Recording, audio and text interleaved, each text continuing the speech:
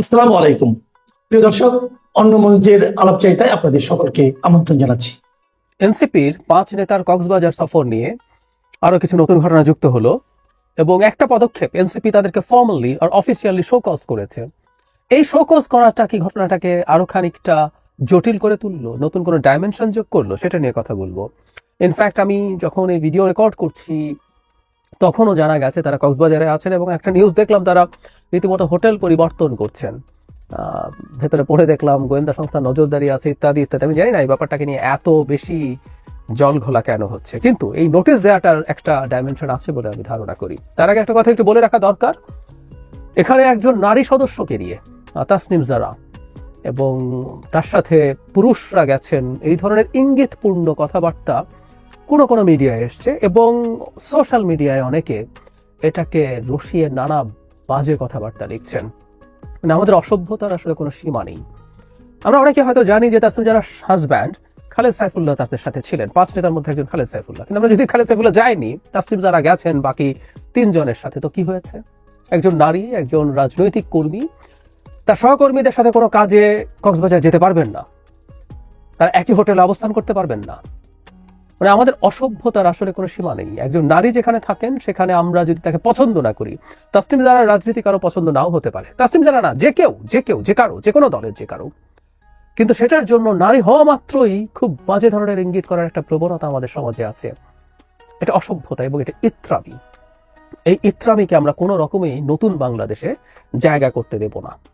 এমনকি তাত্ত্বিকভাবে বলছি, এটা যদি আওয়ামী লীগ নিষিদ্ধ, কিন্তু আওয়ামী লীগেরও কোনো নেতার নেত্রীর প্রতি, নারী নেত্রীর প্রতি যদি এই ধরনের ঘটনা ঘটে, এই ধরনের নোংরামের বিরুদ্ধে আমাদের অবস্থান নিতে হবে। সমাজে কতগুলো বেসিক স্ট্যান্ডার্ড থাকতে হয়, সেটা আমাদের মানতে হবে।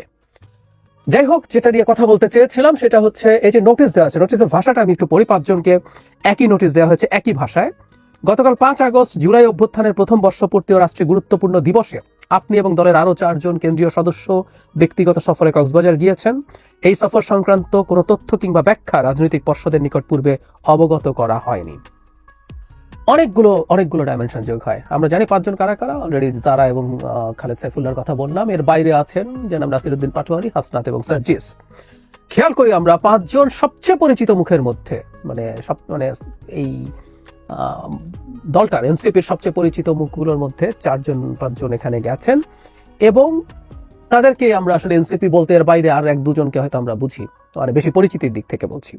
তো তাদের এই সেন্স অফ রেসপন্সিবিলিটি নেই যে তারা এতজন এভাবে যাবেন। এটা তাদের ভাষ্য মতে তারাই বলছেন যে তাদের যে রাজনৈতিক পর্ষদ আছে তাদেরকে অবহিত করা হয়নি, তারা এটা জানেন না, এতটাই ইররেসপন্সিবল তারা।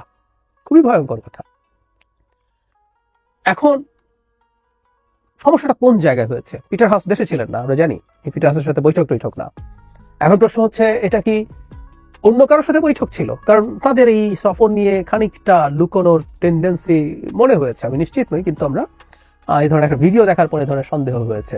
এখন সেটা প্রকাশিত হয়ে যাওয়ার পর কি ড্যামেজ কন্ট্রোল করা হচ্ছে? কারণ এখানে একটা প্রশ্ন তৈরি হয়, সেটা হচ্ছে 5 আগস্ট তারা কেন গেলেন? যে 5 আগস্টকে এনসিপি তার সবচেয়ে বড় কৃতিত্ব হিসেবে দাবি করে, অনেক ক্ষেত্রে জাহির করে বাজেভাবে, কিন্তু করে। তার মধ্যে সবচেয়ে গুরুত্বপূর্ণ লোকজন বিভিন্ন প্রোগ্রামে থাকবেন, এটাই তো স্বাভাবিক। আমার সাথে গতকালই এনসিপির একজন নেতা টকশোতে ছিলেন, তিনি জানান যে 3 জন ইনভাইটেড ছিলেন, 3 জন গেছেন ওই মূল অনুষ্ঠানটাতে, কিন্তু মানিক মিয়া ফেনীতে অসংখ্য মানুষ ছিলেন এবং বিভিন্ন জায়গায় বিভিন্ন অনুষ্ঠান হয়েছে, সেখানে তারা যেতে পারতেন। বিভিন্ন টকশো হয়েছে, সেখানে তারা, কারণ সেদিন ঘোষণাপত্রও দেওয়া হয়েছে, সেই ব্যাপারে তাদের যে মতামত আছে সেগুলোর বিশ্লেষণ তারা উপস্থাপন করতে পারতেন জাতির সামনে।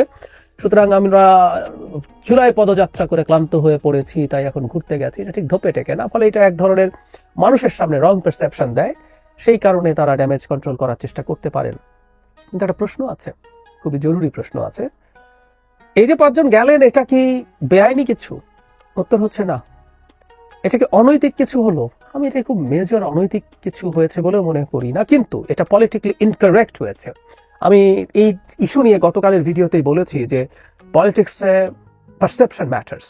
অনেক সময় ফ্যাক্টের চেয়ে পারসেপশন বেশি ম্যাটার করে। সো এখানে তাদের সম্পর্কে পারসেপশনের ক্ষতি করবে, কিন্তু ঘটনাটা সেই অর্থে তাদের বিপক্ষে যায়নি। কারণ যখন জানা গেল যে পিটার হাস দেশে নেই এবং একটা মিথ্যে খবর মিডিয়াগুলো, অনেক মেইনস্ট্রিম মিডিয়া নিশ্চিতভাবে ছড়িয়েছে, এটা অত্যন্ত গর্হিত হয়েছে। গত ভিডিওতেই বলেছে আমাদের প্রেস কাউন্সিলের উচিত ছিল এই ঘটনাটা নিয়ে মিডিয়াগুলোর সাথে কথা বলা, তাদেরকে জবাবদিহিতার আওতায় আনা।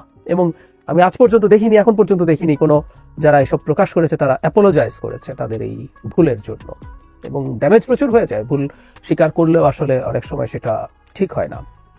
এই যে আমরা জানলাম পিটার হাস দেশে নাই, অনেকে এটা জানলেন না, তাদের কাছে চলে গেল, তারা গেছেন। অবশ্য আমি বলি পিটার হাসের সাথে বৈঠক করতে গেলেই বাকি, আমি মনে করি পিটার হাস আরো অনেকের সাথে বৈঠক করবে, এগুলো খোলামেলা হওয়া উচিত এবং NCP should be smart enough, যদি কখনো তারা করেন তারা সেটা জানিয়েই করবেন।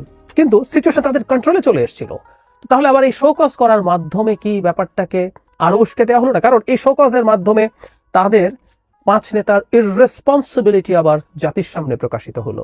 খেয়াল করি, এই 5 নেতা একসাথে যাচ্ছে, 5 অগস্ট যাচ্ছেন, তাদের যে রাজনৈতিক পর্ষদ তাকে তারা জানাননি, এটা অফিসিয়ালি এখন এনসিপি বলছে, যে দলের প্রধান লোকজনের মধ্যে এরা গেলেন না। তাহলে কি হতে পারে? আমরা কি একটা অন্য ইন্টারপ্রিটেশন করব?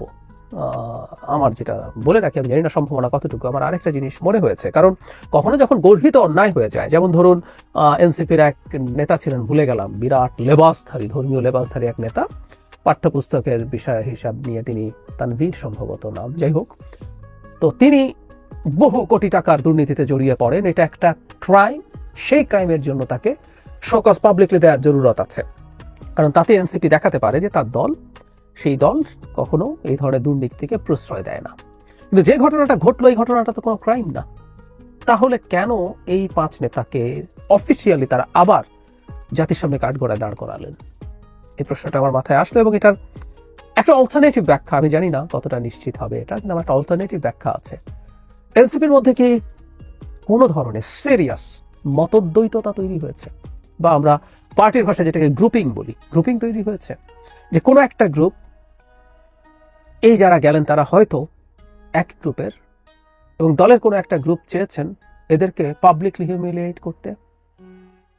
আমি জানি না, কিন্তু আমার কাছে এটা একটা কারণ বলে মনে হয়েছে। কারণ এই অফিসিয়াল যে প্রতিক্রিয়া, যে ইনফ্যাক্ট তাদের কাছে পার্সোনালি এই ধরনের জবাবদিহিতা রিটেন চাইতেও পারতো, কিন্তু এটা তারা পাবলিক করেছেন, তার মানে এটা জনগণকে জানাতে চেয়েছেন। এই জানানোটাই আসলে আমার মনের মধ্যে এই প্রশ্নটা তৈরি করেছে। বাংলাদেশে রাজনৈতিক দলগুলোর মধ্যে নানান মতদ্বৈততা, গ্রুপিং দলাবদলি থাকবেই। আমি অনেকে এনসিপির কাছে আলাদা কিছু এক্সপেক্ট করেন, আমি করি না।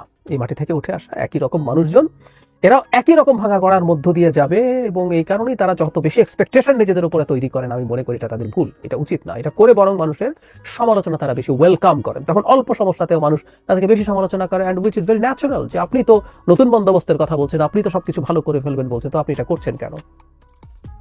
যে কথাটা বলছিলাম যে বাংলাদেশের মাটিতে বসে রাজনৈতিক দল হবে আর তাতে প্রচুর সিরিয়াস গ্রুপিং দলাদলি থাকবে না, তা তো হতে পারে না। আমরা তো একবার এক ধরনের গ্রুপিং দলাদলি একটা রেজাল্টও দেখলাম।